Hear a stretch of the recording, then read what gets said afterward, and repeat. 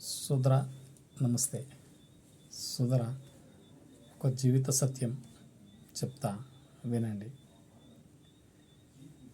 ఒక ఈగను కప్ప మింగేస్తుంది, మరి కప్పను పాము మింగేస్తుంది.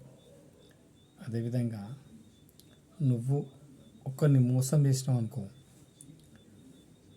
నిన్ను ఇద్దరు మోసం చేస్తారు. కాబట్టి జీవితంలో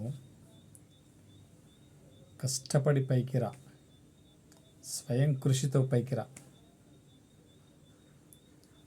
నీతికి, నిజాయితీకి, ధర్మానికి, చట్టానికి, న్యాయానికి కట్టుబడి ఉండు.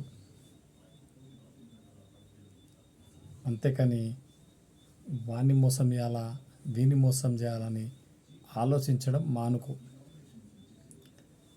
నీవు నీతికి, నిజాయితీకి, ధర్మానికి, చట్టానికి, న్యాయానికి కట్టుబడి ఉంటే